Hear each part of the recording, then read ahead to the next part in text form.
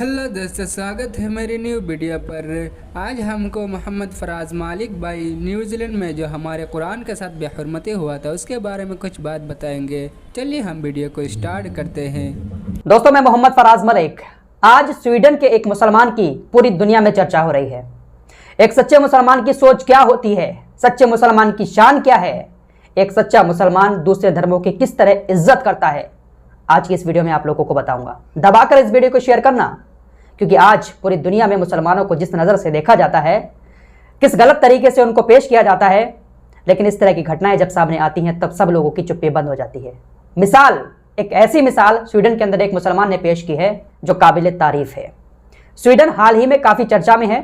आपने सुना होगा ईद उल अज़हा के दिन वहाँ पर कुरान को जलाया गया था। कुरान को जलाने के लिए वहाँ की सरकार ने इजाज़त दी, अदालत ने इजाज़त दी, पुलिस ने सुरक्षा के बीच कुरान को जलवाया। बहुत हंगामा हुआ था, सब कुछ आपको पता है। उसके बाद एक मुस्लिम शख्स ने एक याचिका दायर की अदालत में स्वीडन के अंदर कि मुझे जो यहूदियों की बाइबिल पवित्र किताब तौरा है उसको जलाने की इजाज़त दी जाए।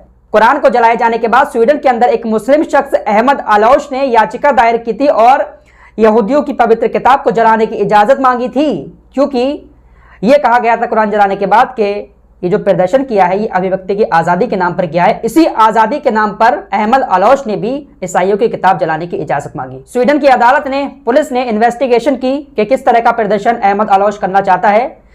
इन्वेस्टिगेशन करने के बाद मुस्लिम शख्स अहमद आलोश को यहूदियों की पवित्र किताब बाइबिल तौरा को जलाने की इजाज़त दे दी।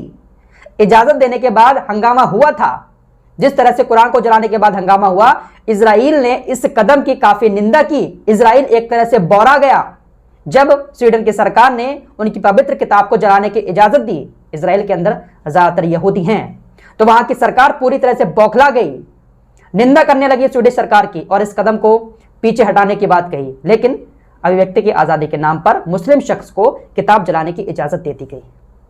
अब दिन आता है प्रदर्शन करने का। जुमे का दिन सिलेक्ट हुआ।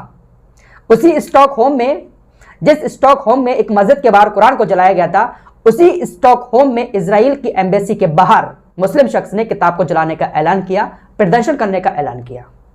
पुलिस ने सुरक्षा दी। मुस्लिम शख्स अहमद आलोश पुलिस सुरक्षा के बीच इजराइल की एम्बेसी के बाहर यहूदियों की किताब जलाने पहुंच जाते हैं। लेकिन अहमद ने वहां पहुंचकर जो कुछ किया वाकई में काबिल तारीफ है।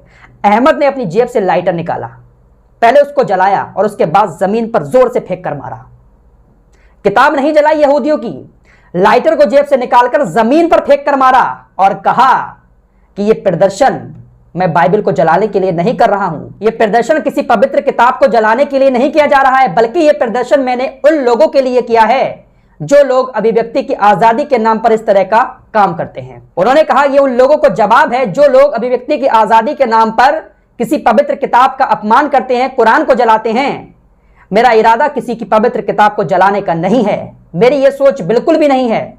मैंने ये जो याचिका दायर की और जो इजाज़त मांगी, ये सिर्फ इसलिए मांगी, ये उन लोगों को दिखाना चाहता था कि अगर आप कुरान जला सकते हैं अभिव्यक्ति की आज़ादी के नाम पर, तो दूसरे धर्म के लोग भी यहां पर आपकी किताब को भी जलाने की इजाज़त मांग सकते हैं।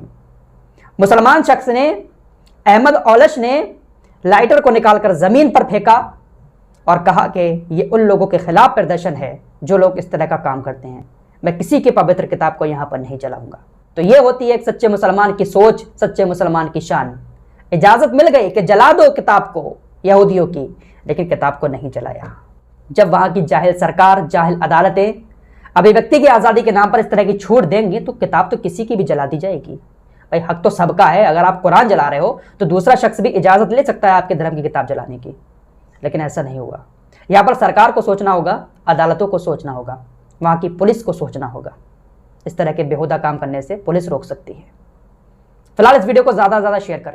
तो दोस्तों, हमारा वीडियो अच्छा लगे तो एक सब्सक्राइब कर देना, फॉलो भी कर देना।